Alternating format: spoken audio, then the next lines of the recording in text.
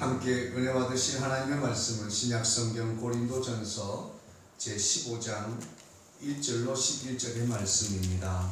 제가 가지고 있는 성경으로는 신약성경 282면입니다. 신약성경 282면 고린도전서 15장 1절로 11절의 말씀입니다. 제가 큰 소리로 받들어 읽겠습니다. 형제들아, 내가 너희에게 전한 복음을 너희에게 알게 하노니 이는 너희가 받은 것이요 또 그 가운데 선 것이라. 너희가 만일 내가 전한 그 말을 굳게 지키고 헛되이 믿지 아니하였으면 그로 말미암아 구원을 받으리라. 내가 받은 것을 먼저 너희에게 전하였노니 이는 성경대로 그리스도께서 우리 죄를 위하여 죽으시고 장사 지낸 바 되셨다가 성경대로 사흘 만에 다시 살아나사 게바에게 보이시고 후에 12 제자에게와 그 후에 500여 형제에게 일시에 보이셨나니 그 중에 지금까지 대다수는 살아있고 어떤 사람은 잠들었으며 그 후에 야고보에게 보이셨으며 그 후에 모든 사도에게와 맨 나중에 만삭되지 못하여 난 자 같은 내게도 보이셨느니라. 나는 사도 중에 가장 작은 자라. 나는 하나님의 교회를 박해하였으므로 사도라 칭함받기를 감당하지 못할 자니라. 그러나 내가 나 된 것은 하나님의 은혜로 된 것이니 내게 주신 그의 은혜가 헛되지 아니하여 내가 모든 사도보다 더 많이 수고하였으나 내가 한 것이 아니요 오직 나와 함께 하신 하나님의 은혜로라. 그러므로 나나 그들이나 이같이 전파하며 너희도 이같이 믿었느니라. 아멘. 할렐루야. 예수님 부활하셨습니다. 할렐루야. 예수 부활 내 부활. 따라 봅시다. 예수 부활 내 부활. 예수 부활 내 부활. 예수 부활 내 부활. 예수 부활 내 부활. 네, 그렇습니다. 우리 서로 인사하겠습니다. 사랑합니다. 더 행복하소서. 그 일은 잘 될 것입니다. 예.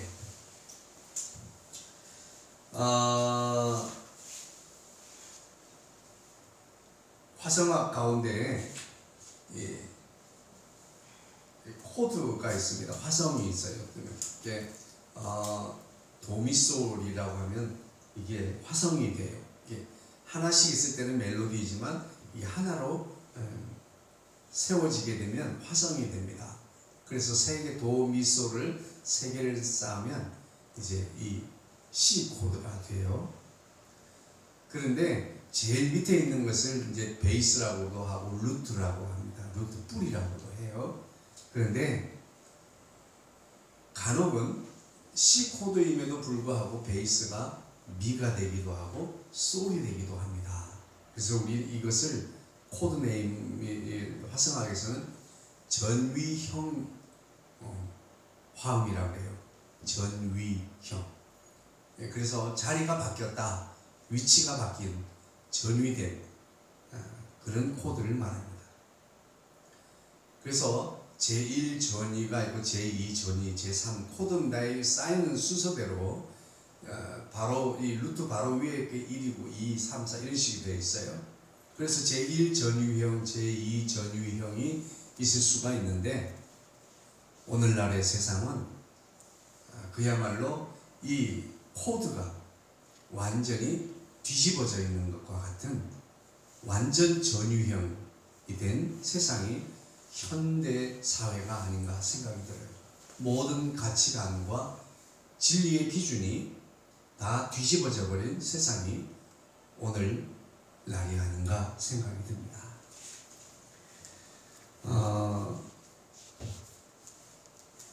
현대 사회 심리학 창시자의 한 사람인 무자프 세리프라고 하는 사람이 실험을 했다고 합니다.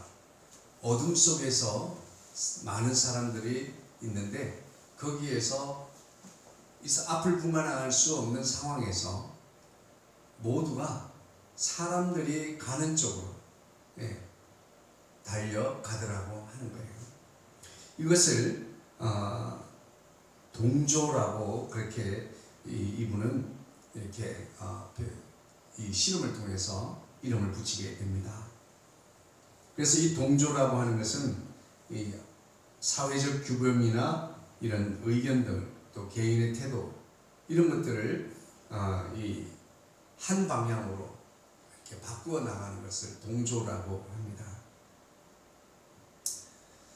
그래서 정답을 알지 못하는 모호한 상황에서 이런 일들이 일어나기 때문이다. 정답을 알고 있다면 흔들리지 않을 것이다 라고 하는 이 전제하에 솔로몬 애쉬라고 하는 이 심리학자가 있는데 이 실험을 했습니다. 그래서 카드 2장을 7명의 실험 대상자에게 주게 됩니다. 카드 2장 한 장에는 한 선 하나만 있고 두 번째 장에는 선이 3개가 있어요. 근데 이 선이 두 번째 장에는 선이 이렇게 상중하 이렇게 ABC이지만 긴, 짧고 보통 그리고 아주 긴 선 3개가 그려져 있습니다. 그래서 이 중간에 있는 보통의 줄의 길이가 첫 장과 같은 길이를 준 거예요. 그래서 7명에게 모두 이 첫 번째 선의 길이와 두 번째 장에서 같은 것을 적으시오. ABC라고 했는데 가장 짧은 것을 A, 두 번째 것을 B, 중간에 걸 B, 가장 긴 것을 C라고 했어요. 그런데 사실은 그 6명의 사람들은 그 실험의 도움이었어요. 그래서 6명이 전부 다 C라고 씁니다. 그랬더니 이 진짜 실험 대상인 한 사람이 자신은 분명히 아무 생각해도 B 같은데 중간에 껴안는 것 같은데 모두가 C라고 하니까 자기도 C라고 써요.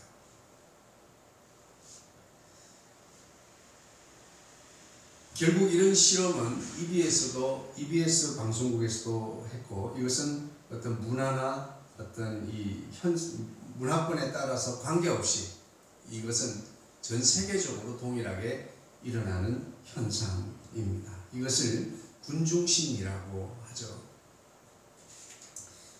바로 집단적 동조 현상이라고 합니다. 그러면 이 군중심리가 약일까 독일까, 이게 선한 것일까 악한 것일까? 군중심리는 악한 것도 아니고 선한 것도 아닙니다. 분명한 것은 선한 리더와 악한 리더만 있을 뿐이에요. 중요한 건 리더십이 중요합니다. 그래서 어떤 방향으로 방향을 제시하는가 하는 것이 대단히 중요해요. 우리는 십자가 사건을 전후해서 이 동조현상, 군중심리에 이끌려서 좌지우지 흔들리는 사람들의 모습을 우리는 보게 됩니다. 예수님을 리더라고 생각했던 사람들은 예수님을 환영하고 예수님을 따랐습니다. 그러나 그 예수님이 실패자라고 여겨지고 십자가 위에서 연약하게 세상을 떠나게 될 때 그들은 다시 세상의 권력자들의 선동에 노란하게 되는 것입니다. 오늘 저는 이 사회가 꼭 이 성경의 시대와 일치한다고 저는 그렇게 보여집니다. 지금은 그동안에 우리가 오랜 기간 동안 지켜온 사회적 가치와 규범들을 압력이라고, 압박이라고 여기면서 개인의 자유를 강조하는 그런 문화적인 이 분위기들이 형성되었습니다. 그것은 그런 사회를 만들어가고자 하는 리더들에 의해서 조작된 것이라고 볼 수 있죠. 그래서 결국은 현 사회는 천륜이라고 하는 모정도 사라졌습니다. 부모의 의무도 책임도 지지 않으려고 합니다. 그래서 가족의 자녀는 부모가 기르는 것이 아니라 나라가 기르겠다고 합니다. 노인을 공경하고 부모를 공경했던, 효도했던 이 사회는 이제는 자유롭게 살면 부모들은 나라가 책임지겠다고 하는 사회가 되었습니다. 이것은 우리의 가치관과 사회적 규범을 완전히 뒤집어 놓은 전위된 현 사회는 그런 사회가 되고 말았습니다. 예수님 당시에도 마찬가지였습니다. 모든 사회는 뒤죽박죽이 되고 소수의 사람들, 리더십들이 이끄는 대로 대중들은 흔들리고 있는 것입니다. 오늘 고린도전서의 기록 목적은 고린도 교회 안에서 일어난 여러 가지 문제들에 답하는 형식으로 기록되어져 있습니다. 우상의 문제에 관해서는 이렇게 먹는 것도 중요한 것 아니고 안 먹는 것도 중요한 것이 아니다. 다만 낙심하는 자, 실족하지 않도록 하라 라고 하는 것이 그 답을 주게 됩니다. 여러 가지 질문들의 답을 주는데, 그래서 15장 앞장까지는 무엇에 관하여는 이라고 하는 형식으로 성경이 시작을 해요. 그런데 오늘 본문은 15장은 부활장이라는 별명을 가지고 있는 본문입니다. 고린도서 13장은 무슨 별명이 있어요? 사랑장이라고 하는 별명이 있는 것처럼 고린도전서 15장은 부활장이라는 별명을 가지고 있어요.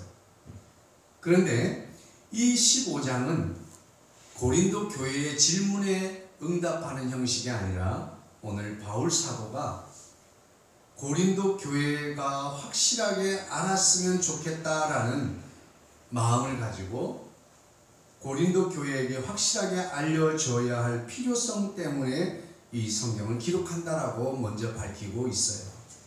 그 필요성이 무엇일까요? 그것은 바로 오늘 제가 말씀드린 것처럼 이 사회적 군중심리, 사회적 리더들이 이끄는 분위기 때문입니다.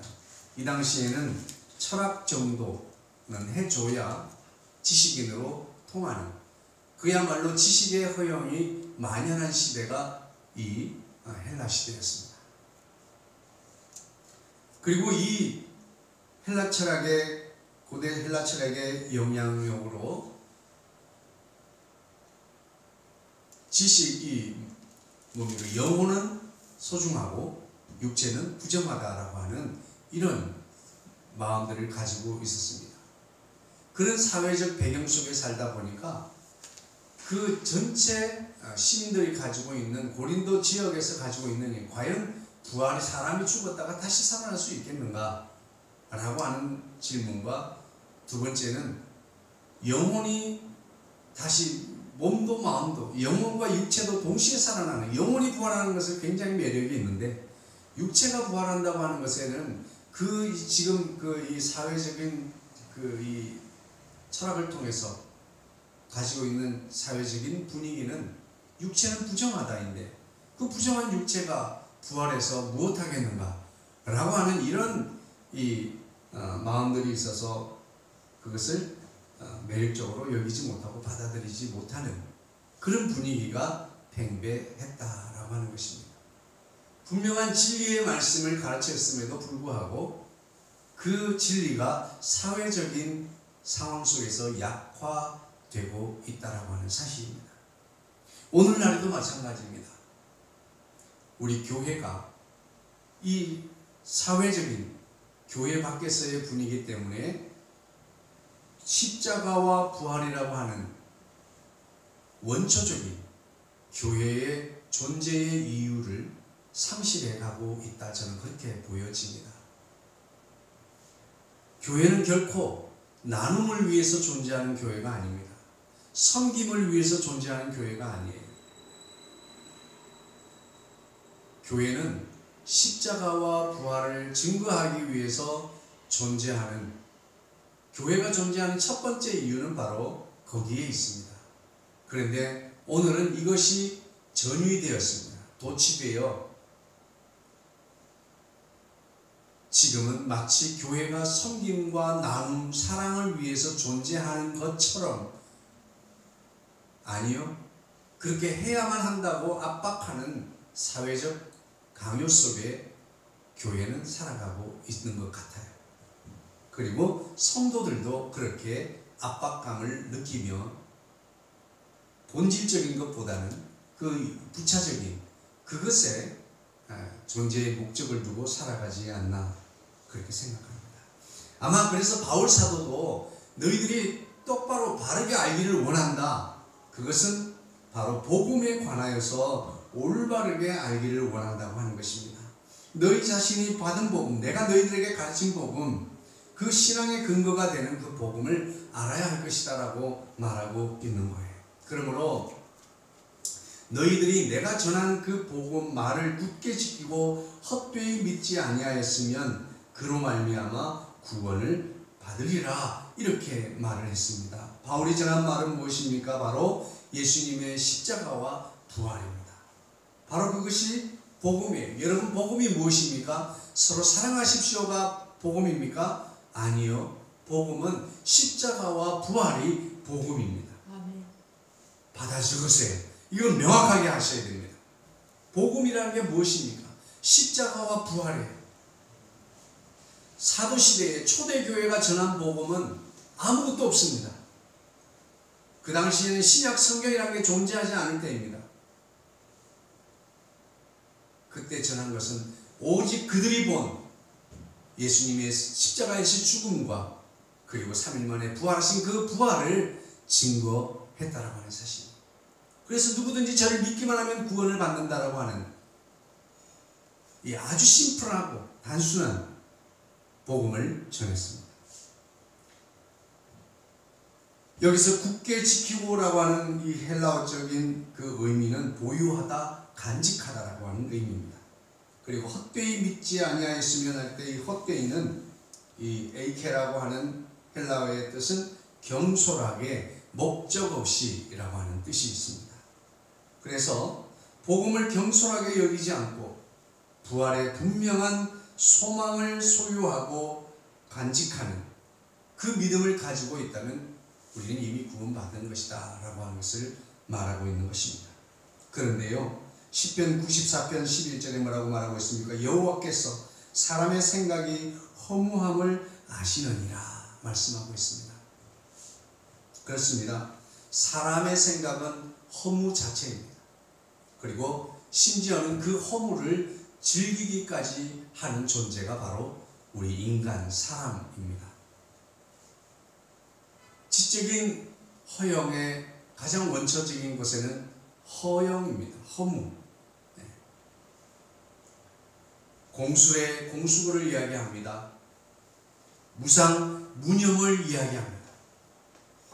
그러면서 그것이 고차원적인 지식같이 그렇게 여깁니다. 사람들은 그 허무함을 즐기면서 결국은 그 허무함은 쾌락주의로 빠져들어가게 됩니다. 오늘날 세상과 일치하는 이유입니다. 오늘날 많은 사람들은 허무함에 젖어 있습니다. 상실감, 그리고 상대적인 박탈감, 여러 가지 이유를 들어서 사람들은 허무주의를 쫓고 있습니다. 인생의 허무함, 그러니 내가 어머니로서의 책임감이 무슨 소용이란 말이냐, 사는 동안 내 행복을 위해서 살겠다.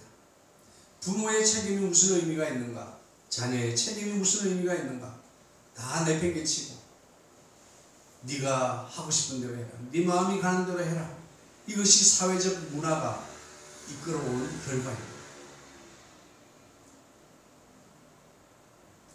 그 과정에서 복음이 퇴색되었습니다. 복음이 전유되었습니다. 사랑하는 것이 복음이라고 생각했습니다. 구제하는 것이 복음이라고 생각했어요. 섬기는 것이 복음이라고 생각했습니다. 아니요. 그 복음을 전하기 위한 수단에 불과한 것들이었습니다. 복음이란 십자가와 부활입니다. 바울은 내가 받은 것을 먼저 너희에게 전하였다라고 말하고 있습니다. 바울은 십자가와 부활을 분명하게 받은 사람입니다. 그 사건이 다메섹 도상에서 명확하게 묘사되고 기록되고 있습니다. 그런데 바울은 심각한 고민을 했을 것입니다.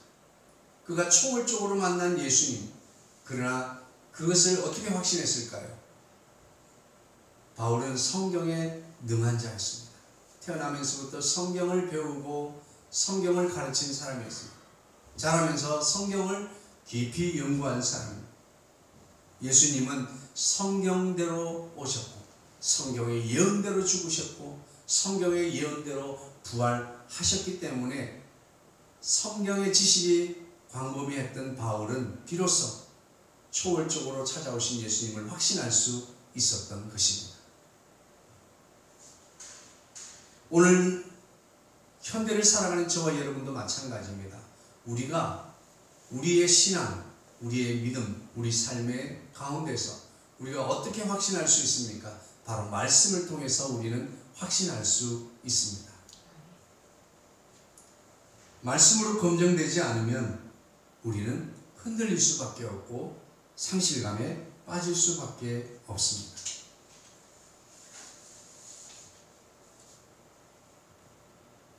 부활은 역사적인 사실이라고 하는 것을 오늘 본문을 말해주고 있습니다. 먼저 게바에게 보이시고 두 번째로 제자들에게 12제자에게 보이셨고 사실은 11제자죠. 유다가 떠났으니까 12제자에게 그리고 그 후에 500여 형제에게 일시에 보이셨나니 그 중에 대다수는 살아있고 어떤 사람은 잠들었으며 이 편지를 기록할 당시에 이미 그 당시에 목격자들이 살아 존재했었다라고 하는 것입니다. 그 후에 야고보에게도 보이셨으며 그 후에 모든 사도에게와 맨 나중엔 만삭되지 못하여 난 자 같은 내게도 보이셨느니라. 이것은 공관복음에서 말하고 있는 마태, 마가, 누가 복음에서 다루고 있는 것과는 조금 순서가 다릅니다. 마리아와 막달라 마리아 여인들이 부활의 아침에 만난 그 사건에 기록이 되어 있지 않습니다. 이것은 다르게 말하면 그냥 이것은 이 사도 시대의 사도들의 이 영향력을 질서적으로 좀 기록해 놓은 것 같습니다. 베드로가 처음으로 만난 건 아니죠. 막달라 마리아와 마리아들 그들이 만나는 거잖아요. 그래서 이것은 이 바울 자신이 사도 가운데서 맨 끝에 있는 자라는 것을 부각하고 강조하기 위한 문학적인 방법으로 그렇게 이 증인들을 소개하고 있는 것이에요. 그래서 결국은 무엇을 말합니까? 바울은 스스로를 변호하고 있는 겁니다. 왜냐하면 그 당시에 복음을 전하던 많은 사도들 가운데 바울을 인정하기가 쉽지 않았겠죠. 어제까지만 해도 자신들을 핍박하고 쫓아오고 죽이려고 했던 그 사람이 도리어 예수를 전한다고 하니 인정하기 쉽지 않았습니다. 그래서 그는 스스로를 정말 사도라고 하기에도 부끄럽지만 그러나 속일 수 없는 분명한 사실은 주님이 나에게도 찾아오셨고 내가 부활하신 그분을 만났다라고 확신 있게 말하고 있는 것입니다. 나는 하나님의 교회를 박해하였으므로 지역교회를 박해했지만 결국은 하나님의 교회 전체를 박해한 것이 된 것이지요. 그래서 나는 사도라 칭함받기를 감당치 못하자니라. 그럼에도 불구하고 내가 지금 현재 이렇게 사도가 된 것은 하나님의 은혜로 된 것이라. 다메섹 도상에서 그를 찾아와 주신 하나님의 은혜로 사도가 된 것입니다. 내게 주신 그의 은혜가 헛되지 아니하여 내가 모든 사도보다 더 많이 수고하였으나 내가 한 것이 아니요 오직 나와 함께 하신 하나님의 은혜로다. 할렐루야. 오늘 많은 사람들은 스스로를 지적인 사람으로 드러내고 싶어 합니다. 다른 사람들보다 지적으로 우수하고 우월한 사람으로 드러나고 싶어 합니다. 그리고 많은 사람들은 자신이 시대에 뒤떨어진 사람이라고 하는 것이 드러날까 두려워하는 군중심리를 가지고 있습니다. 교묘하게 이 군중심리에 의해서 자신의 신념과 자신의 의지, 자신의 마음과는 반하는 그 주장들에 동조하고 침묵하며 따르고 있다고 하는 사실이에요. 아까 말씀드린 것처럼 군중심리 자체가 선하거나 악하지 않습니다. 다만 그 사회를 이끌어가는 리더십이 악하냐 선하다만 있을 뿐이에요. 여러분, 부모에게 효도하는 것이 선합니까? 악합니까? 자식을 책임지고 양육하는 게 악합니까? 선합니까? 나의 자유를 위해서라면 자녀를 내팽개치는 것이 선합니까? 악합니까? 나의 자유를 위해서라면 책임과 의무를 모두 팽개치고 그것이 선합니까? 악합니까?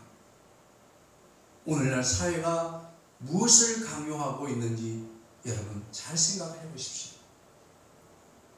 그럼에도 불구하고 사회적 약자에 대해서 거론하는 것은 금기어로 되어 있습니다. 오늘 사회는 이렇게 진리의 가치가 뒤집어지고 전유되어진 사회로 만들어져 가고 있습니다. 우리 교회도 마찬가지입니다. 그 압박은 교회까지 강요되고 있습니다. 성도들이 느끼는 그것은 교회로 바로 느껴 전해지게 되어 있는 것이죠. 그래서 무한헌신, 교회는 사랑만 해라. 예수 이름 빼고 사랑만 해라. 예수 이름 빼고 구제만 해라. 예수 이름 빼고 나눔만 해라. 근데 교회가 그러면서 그걸 할 이유가 뭐가 있습니까? 교회가 존재하는 제1차적인 목적은 예수 십자가, 예수 부활입니다. 믿으시면 아멘 하시기 바랍니다. 그렇습니다. 그 부활신앙의 열매는 바로 영혼 구원으로 나타나게 되는 것입니다. 여러분, 사회적으로 인정받는 교회, 지금 이 모든 교회가 나 사랑만 하고 예수 전하지 않아도 사랑만 하니까 교회가 성도들이 오더라. 예수만 안 하고 나눔만 하니까 교회가 오더라. 가능하겠죠. 그런데 점점점 그 모든 것들은 교회가 교회되지 못하게 하는 압박들입니다. 교회는 십자가와 부활을 외쳐야 하는 곳입니다. 사도행전 1장 8절의 말씀에 오직 성령이 너희에게 임하시면 너희가 권능을 받고 예루살렘과 온 유대와 사마리아와 땅끝까지 이르러 내 증인이 되리라 말씀하고 있습니다. 오늘 바울의 이야기를 보십시오. 그러므로 나나 그들이나 이같이 전파하면, 이같이 어떻게 전파했습니까? 그들이 본 것, 그들이 부활하신 예수님을 만난 것, 그들이 본 것, 듣고 본 것을 전했다는 것입니다. 그것이 무엇입니까? 십자가와 부활입니다. 예수님의 치유한 역사들, 예수님이 귀신을 쫓은 역사들, 예수님을 목격한 그대로 그들이 전한 것, 그것이 복음입니다. 그랬더니 너희도 이같이 믿었느냐. 이 말은 다른 말로 하면 이 십자가와 부활 신앙의 열매는 바로 너희들이다. 너희들이 증거다 라고 말하고 있는 것이에요. 오늘날 다르게 말하면 이 십자가와 부활 신앙의 열매는 바로 저와 여러분입니다. 오늘날 교회가 어떻게 시작되었습니까? 조직도 없었습니다. 질서도 없었습니다. 행정도 없었습니다. 교회를 세우겠다는 목적도 없었습니다.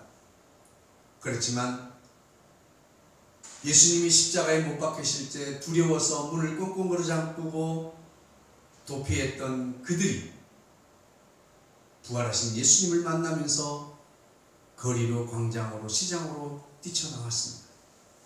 그리고 예수 십자가와 예수 부활을 외치기 시작했습니다. 너희들이 죽였던 그 예수는 살아나셨느니라. 귀를 막고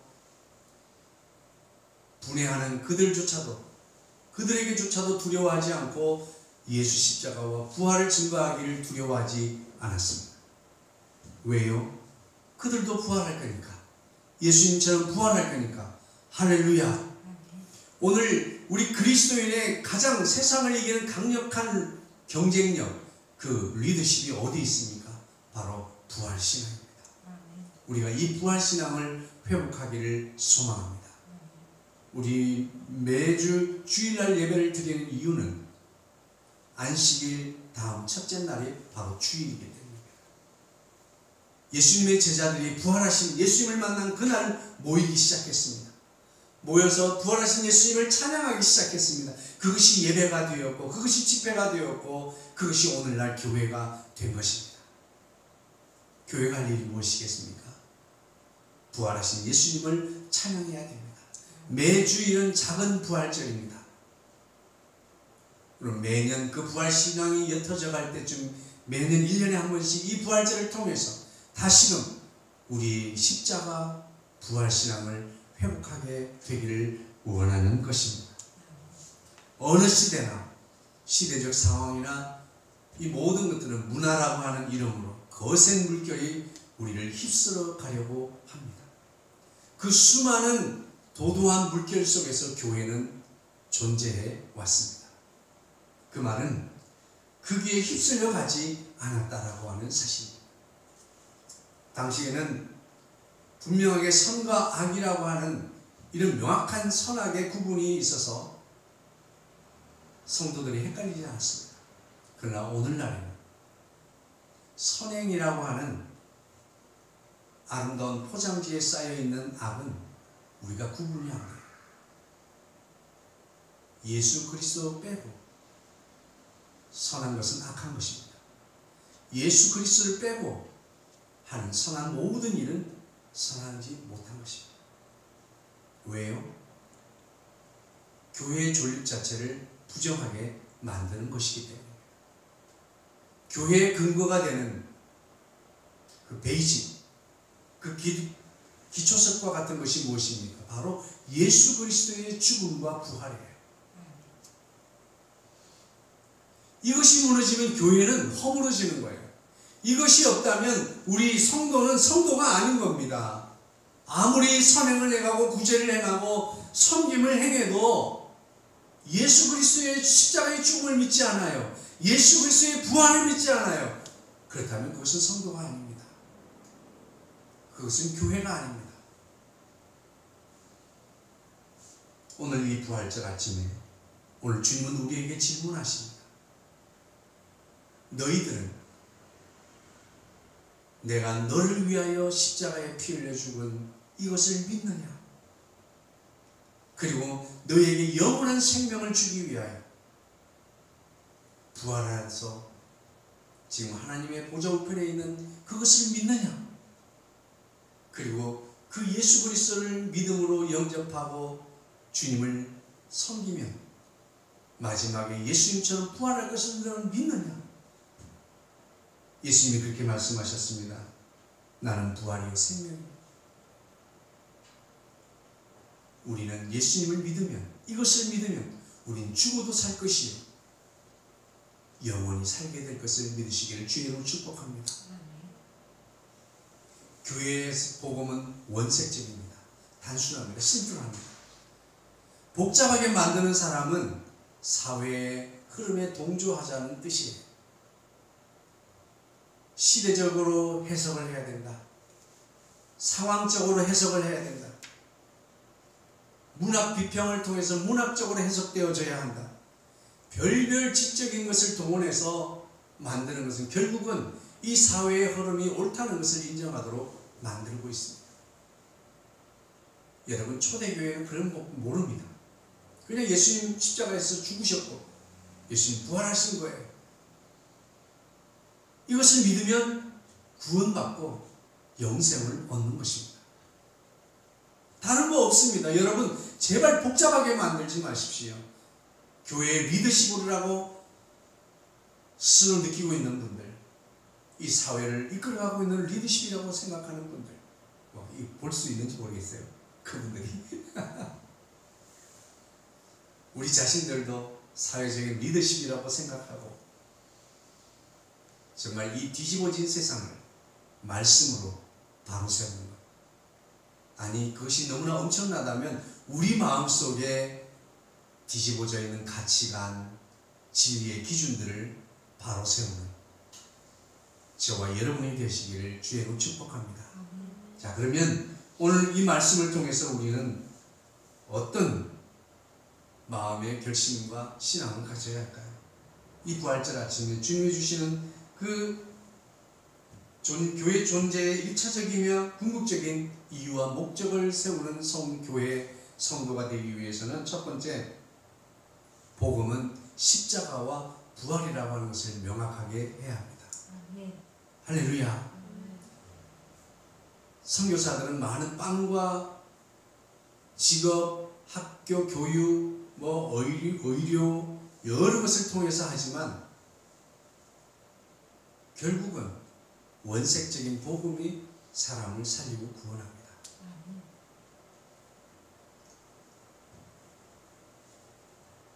두 번째입니다. 오늘 이 부활절 아침에 우리가 교회의 1차적이며 궁극적인 목적을 회복하기 위해서 우리가 알아야 될 것은, 첫 번째는 복음은 십자가와 부활이다.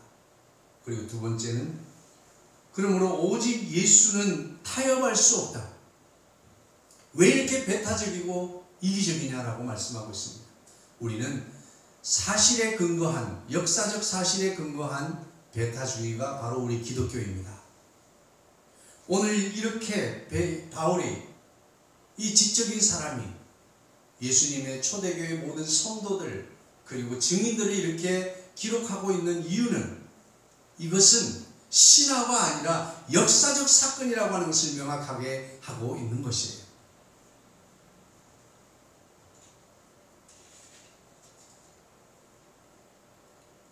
오늘 이 부활절 아침에 교회의 존재의 1차적 목적이며 궁극적 목적을 바로 세우기 위하여 첫 번째, 복음은 십자가와 부활이라고 하는 것을 명확하게 해야 합니다.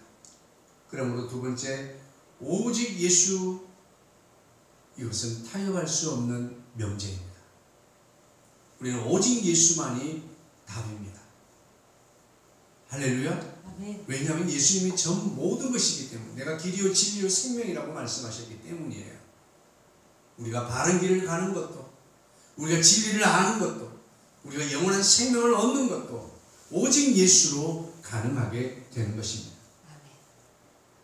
오늘 이 부활절 아침에 주님이 우리에게 주시는 말씀, 교회의 존재의 1차적이며 궁극적인 그 목적을 이루어가기 위해서 복음은 십자가와 부활이라고 하는 것을 명확하게 해야 됩니다. 오직 예수는 타협할 수 없는 거라는 것을 알아야 합니다. 세 번째, 부활의 증거는 바로 우리 자신, 우리 교회가 부활의 증거입니다. 교회는 원래 존재하지 않았습니다. 교회는 원래 존재하지 않았어요. 그러나 예수님의 십자가와 부활을 역사적 사실로 목격했던 사람들의 증언을 통해서, 그리고 그 부활하신 주님을 찬양하기 위해 모여서 노래했던 것이 찬양이 되었고, 함께 말씀을 나누었던 것들이 말씀이 되어서 오늘 우리에게까지 전해진 것입니다. 그러므로 오늘 존재하는 이 교회, 너희가 이렇게 믿었느니라고 바울이 말하는 것처럼 우리가 그렇게 믿고 교회가 되었고 성도가 된 것이에요. 그래서 역사적 사실로서의 부활의 증거는 바로 오늘날의 교회고, 성도가 바로 그 증거인 것입니다. 오늘 이 부활의 아침에 여러 가지 부담스러운 이야기들을 많이 드렸지만, 세상이 바꿔놓은 진리, 가치 기준을 회복하자는 아주 단순한 이야기입니다. 십자가와 부활신앙을 회복하는 저와 여러분 되기를 주의 이름으로 축복합니다. 사랑 많으신